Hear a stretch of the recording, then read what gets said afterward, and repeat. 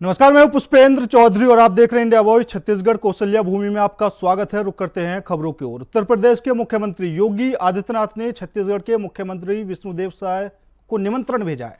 योगी आदित्यनाथ का निमंत्रण लेकर उत्तर प्रदेश सरकार के 2 मंत्री राजधानी रायपुर पहुंचे। योगी आदित्यनाथ ने विष्णुदेव साय को साल 2025 में प्रयागराज में आयोजित हो रहे महाकुंभ में शामिल होने का निमंत्रण भेजा है। उत्तर प्रदेश के मुख्यमंत्री योगी आदित्यनाथ ने सभी छत्तीसगढ़ वासियों को भी इस महाकुंभ में शामिल होने के लिए आमंत्रण भेजा है।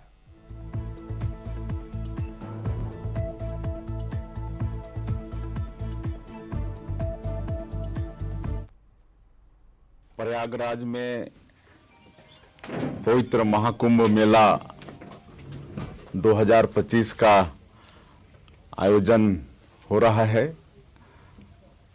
और छत्तीसगढ़ के लिए बड़ा सौभाग्य का विषय है कि हमारे उत्तर प्रदेश के माननीय मुख्यमंत्री श्री योगी आदित्यनाथ जी एक अभिनव पहल किए हैं।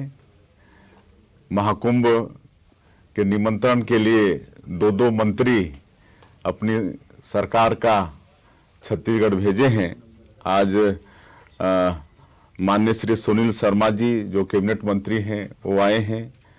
माननीय श्री संजय गौड़ जी जो राज्य मंत्री हैं वो दोनों आए हैं और दोनों माननीय मुख्यमंत्री जी का निमंत्रण लेके यहाँ पर आए हैं। दोनों का स्वागत है और माननीय मुख्यमंत्री जी का बहुत बहुत हम लोग आभारी हैं। उन्होंने निमंत्रण भेजा है पूरे छत्तीसगढ़ वासियों के लिए। छत्तीसगढ़ के 3 करोड़ जनता को उनका ये आमंत्रण पत्र है और ये हम लोगों के लिए बड़े सौभाग्य की बात है और महाकुंभ में शामिल होना ये बड़ा सौभाग्य का विषय होता है। छत्तीसगढ़ के प्रथम स्वतंत्रता संग्राम सेनानी शहीद वीर सिंह नारायण सिंह के शहादत दिवस पर मुख्यमंत्री विष्णुदेव साय ने मंगलवार को उनकी जन्मभूमि सोनाखान में श्रद्धांजलि अर्पित की। मुख्यमंत्री ने वीर नारायण सिंह स्मारक में उनकी प्रतिमा पर श्रद्धासुमन अर्पित किए और उनके वंशजों को सम्मानित किया गया। इस बीच 242 विकास कार्यों का भूमि पूजन और लोकार्पण किया। सीएम ने विकास कार्यों को बड़ी सौगात दी है। इसमें 192 करोड़ 8,69,000 रुपये के 242 विकास कार्यों का लोकार्पण भूमि पूजन किया गया है। इस दौरान कैबिनेट मंत्री रामविचार नेताम, स्वास्थ्य मंत्री श्याम बिहारी जायसवाल, राजस्व मंत्री टंकराम वर्मा, भिलाईगढ़ विधायक कविता प्राण लहरे, जिलाध्यक्ष सनम जागड़े, सोनाखान सरपंच फलित विनय साहू सहित कलेक्टर दीपक सोनी, एसपी विजय अग्रवाल सहित तमाम नेता मौजूद रहे।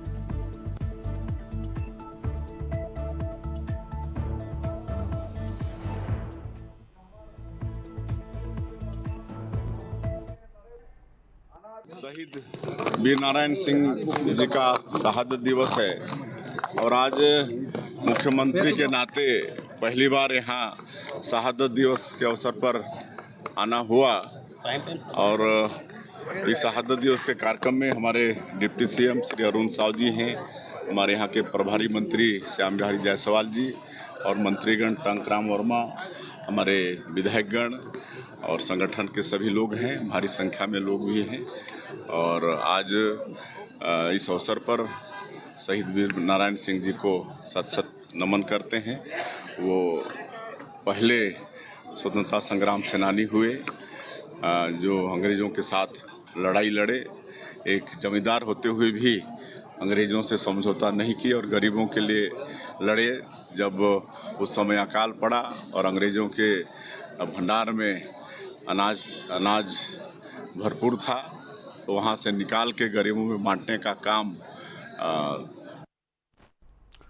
राज्य सरकार ने नगरीय निकाय और त्रिस्तरीय पंचायत चुनाव के लिए आरक्षण के नियमों में बदलाव किया है। इसका फैसला बीते दिनों साय कैबिनेट की बैठक में हुआ, जिसे अब राजपत्र में प्रकाशित कर दिया गया है। कैबिनेट के फैसले के अनुसार स्थानीय निकायों में आरक्षण की सीमा को 25% से बढ़ाकर अन्य पिछड़ा वर्ग यानी ओबीसी की जनसंख्या के अनुपात में 50% तक कर दिया गया है। इस बदलाव से ओबीसी वर्ग को अधिक प्रतिनिधित्व मिलेगा।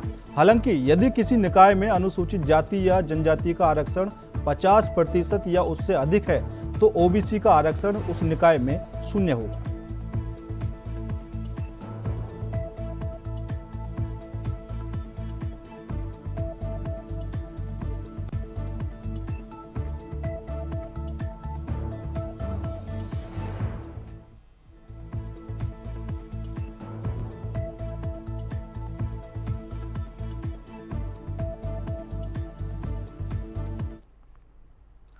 रायपुर शहर में कांग्रेस कमेटी के नेतृत्व में राजधानी के सभी 10 जोन मुख्यालयों का घेराव किया गया। नगर निगम से संबंधित आ रही समस्याओं के निराकरण के लिए ज्ञापन सौंपा गया है। ज्ञापन में मांग की गई है कि आवास सर्वे में धरसा अस्थायी पट्टा नहर पार तालाब पार के निवासियों को लाभ मिलेगा कि नहीं। बड़े कॉम्प्लेक्स बड़े मकान के टैक्स छोड़कर गरीब और मध्यम वर्ग पर गलत टैक्स लगाने और दबाव बनाने जैसी समस्या, गोठान और गोबर खरीदी बंद करने से सैकड़ों गाय मरने की रिपोर्ट, बीजेपी के नेताओं द्वारा अवैध निर्माण, अवैध प्लॉटिंग को बचाने की बात ज्ञापन में की गई है।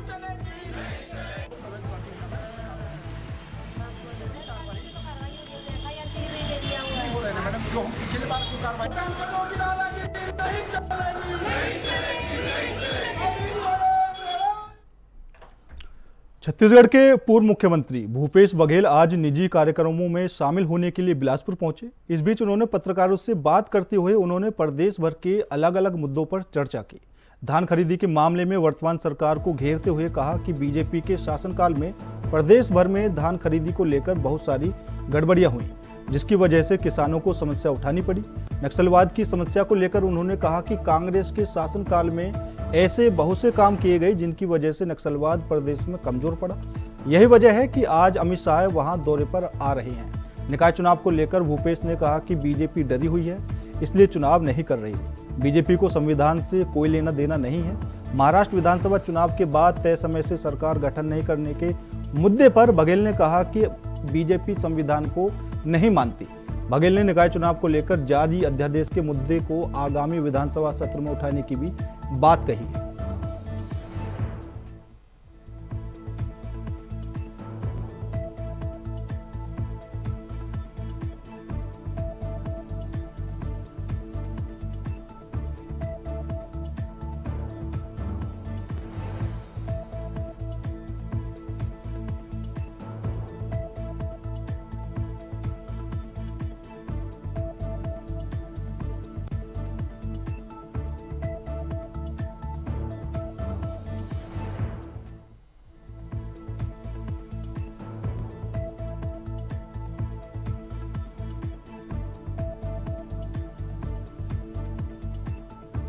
बात को देखिए, ननकीराम कंवर जी जब गृह मंत्री बने थे तो 6 महीने में खत्म कर दूंगा बोले, फिर 2 साल, फिर 5 साल। ये बात सही है कि नक्सली बहुत उसका संगठन बहुत कमजोर हो चुका है। उसका कारण भी है कि एक तो पूरे देश भर में कमजोर हो गया, दूसरा छत्तीसगढ़ में भी पिछले 5 साल में हमने करीब 600 गांव नक्सलियों से खाली कराया, जबकि भारतीय जनता पार्टी की सरकार में 600 गांव से आदिवासी पलायन कर गए थे, जो तेलंगाना, आंध्र प्रदेश या दूसरे प्रदेशों में, महाराष्ट्र सीमावर्ती जो राज्य है, उड़ीसा, यहाँ पलायन करने के लिए बाध्य हुए थे। लेकिन हमने 600 गांव खाली करा लिए नक्सलियों से। दूसरी बात यह है कि पहले बफर जोन में ही कैंप खोलते थे। हमारे इन 5 वर्ष के शासनकाल में जो कोर सेक्टर है वहां जाके कैंप खोले गए। और दूसरी बात यह है कि जो आम जनता की सुविधा जैसे मिलना चाहिए, आपको याद होगा 2011 की जनगणना बस्तर के बहुत सारे हिस्सों में नहीं हो पाया। सूरजपुर में भैयाथान की तरफ से आ रही अनियंत्रित तेज रफ्तार कार मेहगवा चौक पर दुकान में घुस गई। कार चालक सहित बच्चे बाल बाल बच गए। गनीमत यह रही कि भीड़ भाड़ वाले इलाके में दुर्घटना होने के बाद भी किसी प्रकार का कोई भी नुकसान नहीं हुआ है। कोतवाली पुलिस मौके पर पहुंचकर जांच कर रही है।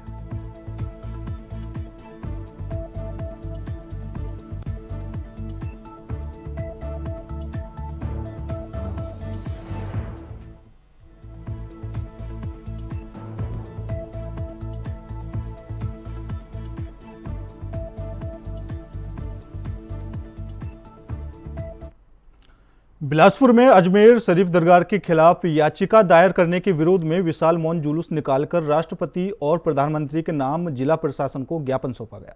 भीमराव अंबेडकर की प्रतिमा के सामने संविधान का अनुसरण करते हुए मौन जुलूस निकाला गया। मौन जुलूस में काफी संख्या में सभी धर्मों के लोग मौजूद रहे। ज्ञापन में कहा गया कि अजमेर शरीफ ख्वाजा की दरगाह के खिलाफ जो याचिका दायर की गई है उसे वापस लेने के लिए राष्ट्रपति और प्रधानमंत्री से अपील की गई है। याचिका ने गरीब नवाज बिलासपुर के सदस्यों ने महामहिम राष्ट्रपति और प्रधानमंत्री के नाम सौंपे ज्ञापन में कहा कि हजरत ख्वाजा मोइनुद्दीन चिश्ती जिनकी मजार शरीफ लगभग 813 साल पुरानी है, महान सूफी संत की दरगाह के खिलाफ दुर्भावनावश न्यायालय में याचिका दायर करने के विरोध में सभी धर्म के अकीदतमंदों में आक्रोश व्याप्त है। फलस्वरूप यह मौन जुलूस निकालकर जिला प्रशासन को ज्ञापन सौंपा गया।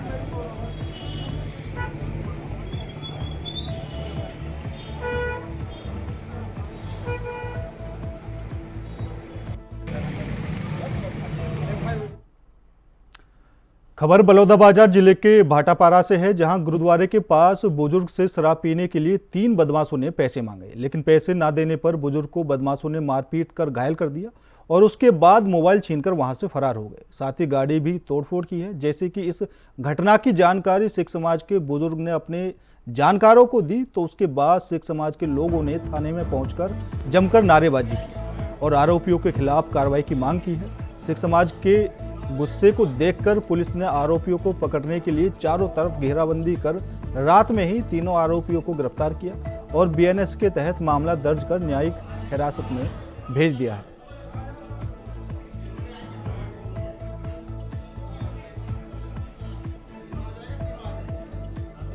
तो खबर बलौदाबाजार से है, जहां एक सिख समाज के बुजुर्ग के साथ मारपीट और लूट का मामला सामने आया है और सिख समाज के गुस्से को देखते हुए पुलिस प्रशासन ने रात में ही आरोपियों के खिलाफ कार्रवाई की और आरोपियों को गिरफ्तार कर लिया है। बीएनएस के तहत मामला दर्ज करके आगे की कार्रवाई की जा रही है। लेकिन जो सबसे बड़ा मामला सामने आया है, एक बुजुर्ग को बदमाशों ने पीटा है और उसके साथ लूट की घटना को भी अंजाम दिया है। बुजुर्ग से लूट और मारपीट का मामला बलौदाबाजार से सामने आया है, जहां और इसी खबर पर ज्यादा जानकारी के लिए हमारे संवाददाता प्रदीप माहेश्वरी हमारे साथ जुड़ चुके हैं। प्रदीप, क्या कुछ पूरा मामला है? बुजुर्ग के साथ मारपीट और लूट की घटना सामने आई है।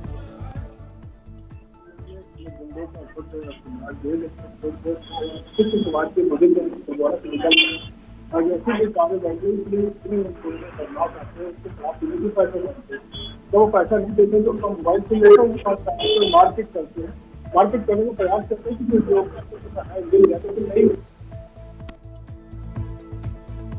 तो बलौदाबाजार में जहां बुजुर्ग के साथ मारपीट की घटना देखने को मिली है और बीएनएस के तहत पुलिस ने मामला दर्ज कर आरोपियों को रात में ही गिरफ्तार कर लिया और अब मामले में आगे की कार्रवाई की जा रही है। फिलहाल जो ये लूट की घटना बलौदाबाजार से सामने आई है, इस तरह के मामले सामने आते रहते हैं और पुलिस लगातार कार्रवाई करने में जुटी हुई है।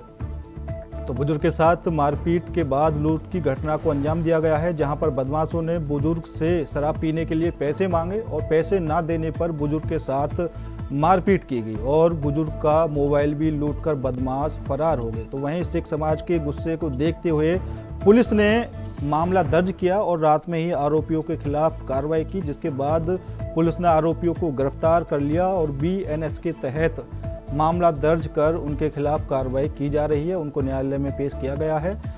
बुजुर्ग की गाड़ी में भी बदमाशों ने तोड़फोड़ की है। अब यह मामला गरमाता हुआ नजर आ रहा है, जहां सिख समाज के लोगों ने विरोध किया है और सिख समाज के लोगों में जिस तरह से आक्रोश देखने को मिल रहा है, उसको देखते हुए पुलिस ने रात में ही आरोपियों के खिलाफ कार्रवाई की और बदमाशों को गिरफ्तार कर लिया।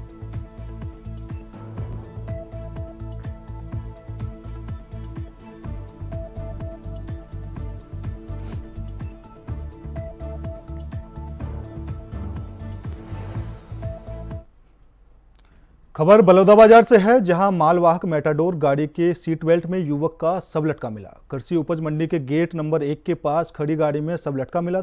शव मिलने से आसपास के क्षेत्र में दहशत का माहौल फैल गया है। मृतक की पहचान अभी तक नहीं हो पाई है।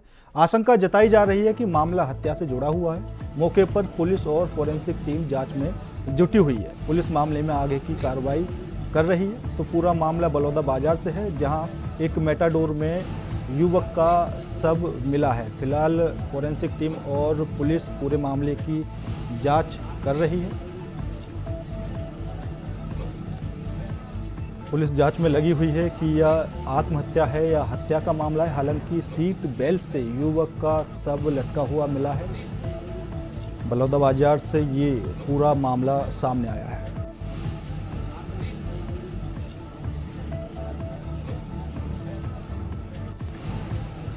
और इसी खबर पर ज्यादा जानकारी के लिए हमारे संवाददाता प्रदीप माहेश्वरी हमारे साथ जुड़ चुके हैं। प्रदीप, क्या कुछ पूरा मामला है? एक ट्रक के अंदर सीट बेल्ट से युवक का शव लटका हुआ मिला है। अभी तक क्या कुछ इसमें जांच की जा रही है? क्या ये मामला हत्या से जुड़ा हुआ है या फिर आत्महत्या की आशंका जताई जा रही है? पार्टी की गाड़ी है तो ड्राइवर बन जा रहे हैं तो वो जिसके यहाँ पर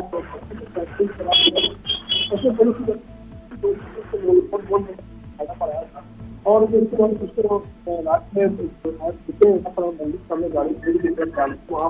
प्रदीप, आपकी आवाज क्लियर नहीं आ पा रही है। अपना फोन आप थोड़ा पास कर लीजिए जिससे आवाज आने में थोड़ी आसानी हो और सभी दर्शकों को मामले के बारे में सही से पता चल सके। मैं आपको बता दूं कि ये जो भाटापारा मंडी का मामला है, जहाँ पर ये स्वरूप पासिंग की गाड़ी है, स्वरूप पासिंग गाड़ी है, वो लड़का संतोष कुमार बंजारे नाम का ड्राइवर है, जो गाड़ी लेके आया था, लोड लेने के लिए आया था। 2 दिन से उसको लोड नहीं मिला था, तो यहीं पर वो भाटापारा मंडी में खड़ा हुआ था। उसका खूब शराब पिया हुआ था। तो पुलिस को बताया गया कि वो, और ये आत्महत्या का मामला प्रतीत हो रहा है। जी, तो प्रदीप, अभी इसमें आगे की क्या कुछ कार्रवाई की जा रही है? और ये जो बताया जा रहा है कि कृषि मंडी के सामने वाहन खड़ा हुआ था, तो क्या पहले से किसी चीज की जांच नहीं की गई थी? और कब से ये वाहन वहां पर खड़ा हुआ था और कब पुलिस को इस घटना के बारे में जानकारी मिली? ये धान कर लेने के लिए भंडारीगढ़ को ग्रुप से आया हुआ था। वहाँ पर खूब शराब पिया हुआ था और कुछ विवाद हुआ आपस में कुछ ड्राइवरों से। उसके बाद जाके ये आत्महत्या किया। इसके फोरेंसिक रायपुर की टीम आई भी है। उसके 100 का पोस्टमार्टम तो पुलिस करा लिया गया, लेकिन स्पष्ट जब होगा तो फोरेंसिक टीम द्वारा जिसकी विसर्ग जब इसकी जांच होगी तभी पता चल पाएगा कि ये आत्महत्या है या तुम्हारा हत्या की गई है उसमें। तो प्रदीप, फोरेंसिक टीम और पुलिस की टीम किस किस एंगल से इस पूरे मामले की जांच कर रही है? किस तरह वो सबूतों को खंगालने की कोशिश कर रही है और क्या कुछ अभी तक निकलकर सामने आया है? तो सीसी फुटेज जो खंगाले गए हैं उसके अनुसार तो वहाँ पर ऐसा कोई भी वाक्य नहीं दिख रहा है कि उसके साथ मारपीट किया है या कुछ। पुलिस जो मंडी में जितने सीसीटीवी लगे, आसपास रोड में जितने सीसीटीवी फुटेज लगे, पुलिस ने पूरे सीसीटीवी फुटेज को खंगाला है, लेकिन ऐसा कोई वाक्य घटना का नहीं दिखता जिससे कि हत्या का आरोप लगाया जा सके। लेकिन जैसे तो जो आसपास के लोग जो बताए, जो ड्राइवर लोग बताए थे, क्लियर को बताया था कि शराब पिया था ये, और शराब पीने के बाद सुबह जब देखे तो लटका हुआ मिला वहाँ पर गाड़ी में। चलिए प्रदीप, ज्यादा जानकारी देने के लिए आपका बहुत बहुत धन्यवाद। बढ़ते अगली खबर की ओर। सूरजपुर जिले के ग्राम पंचायत लाटोरी भंडार पारा का है, जहां के ग्रामीण शासकीय भूमि पर कुछ दबंग लोगों के द्वारा अवैध अतिक्रमण करने के मामले को लेकर बड़ी संख्या में ग्रामीण महिला पुरुष कलेक्टर दर्शन में शिकायत करने पहुंचे। इनका आरोप है कि कई बार शिकायत करने के बाद भी अतिक्रमणकारियों से शासकीय जमीन को कब्जा मुक्त नहीं कराया जा रहा है, जबकि अवैध कब्जे की जमीन पर धान का फसल काटने की तैयारी में उक्त फसल को जब्त कर अवैध कब्जा हटाने की मांग कर रहे हैं। ग्रामीणों का कहना है कि अवैध कब्जा नहीं हटाया गया तो उग्र आंदोलन करने को बाध्य होंगे। मेरा नाम राजेश कुमार रजक है। मैं लटोरी ग्राम भंडारपारा का रहने वाला हूँ और ये शासकीय भूमि को लेकर के हम लोग यहाँ आए थे ज्ञापन सौंपने कलेक्टर श्रीमान जी को। और बहुत दिनों से हमारे गांव वाले प्रयास कर रहे हैं कि अतिक्रमण हटे, पर अगला पैसा का रुपया का पूरा एकदम पावर दिखाता है और बोलता है कि जाओ तुम लोग को जहाँ जाना है वहाँ जाओ। एसपी से लेके कलेक्टर तक, तहसीलदार तक मेरे आदमी हैं, तुम लोग हमारा मंत्री तक हमारे आदमी, तुम लोग हमारा कुछ नहीं बिगाड़ पाओगे। इस मांग को हम लोग ये चाहते हैं कि जो झुग्गी झोपड़ी बना के वो लोग हैं वहाँ हटाना चाहिए। और वो लोग रेसिशियल कर्मचारी हैं, कोई गरीब आदमी नहीं है। तो हमारा गांव का कहना कि जितना शासकीय भूमि में मकान बना हुआ है सब मकान हटे और वहाँ शासन प्रशासन का जो भी योजना परियोजना आता है वहाँ बने। हम लोग का यही मांग है। की मांग है कि लटोरी का ग्राम भंडार पारा है, वहाँ पर कुछ 7 आदमियों का अतिक्रमण किया गया है। तो ये अतिक्रमण हटाने के लिए आवेदन देने के लिए ग्रामवासी उपस्थित हुए हैं आज कलेक्ट्रेट में। तो इनका ज्ञापन लिया गया है और तहसीलदार भी मेरे साथ उपस्थित हैं। इसका पूरा मौका जांच कराकर जो भी नियमानुसार कार्रवाई होगी। 13 दिसंबर को बीजेपी जनता के सामने अपने 1 साल का रिपोर्ट कार्ड रखने जा रही है। इस पर पूर्व मुख्यमंत्री भूपेश बघेल ने तंज कसा है। उन्होंने कहा कि केवल 2 ही चीज बीजेपी की रिपोर्ट कार्ड में होंगी। पहले 3100 धान खरीदी का मूल्य देने की, जिसमें अव्यवस्थाएं हैं। दूसरा महतारी वंदन, जिसकी राशि कई महिलाओं को नहीं पहुंची है। नवविवाहित महिलाएं इस योजना से जुड़ नहीं पा रही। इनका पोर्टल एक बार बंद हो जाता है तो दोबारा नहीं खुलता। प्रदेश में हो रही धान खरीदी को लेकर पूर्व सीएम बघेल ने कहा, मैं खुद किसान हूं। किसान मजदूर महंगाई से परेशान हैं। किसानों को खाद लेने, धान बेचने में भी परेशानी हो रही है। प्रदेश में पहली बार उद्योगपतियों को धरना देना पड़ा। इससे समझा जा सकता है प्रदेश में आखिर क्या स्थिति है।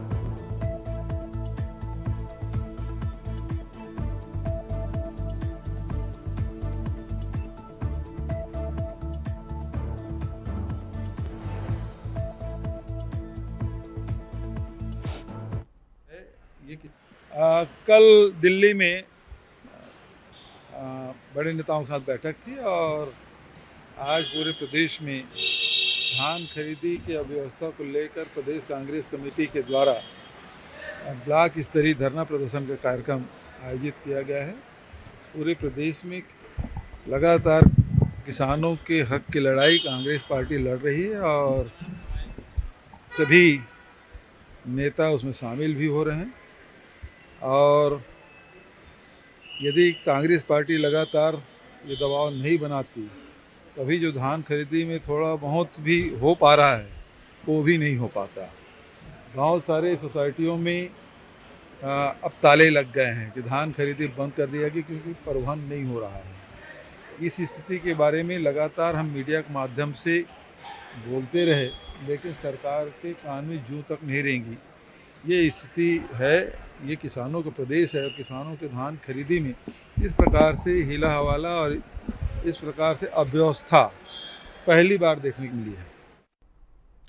धमतरी नेशनल हाईवे 30 पर सड़क हादसों का सिलसिला लगातार जारी है। रायपुर से जगदलपुर जा रही महिंद्रा ट्रेवल्स की बस पलट गई। इस हादसे में 3 यात्री घायल हो गए, जबकि अन्य यात्री सुरक्षित बताए जा रहे हैं। बस पलटते ही यात्रियों में हड़कंप मच गया। यह घटना बालोद जिले के बालोदगहन के पास हुई है।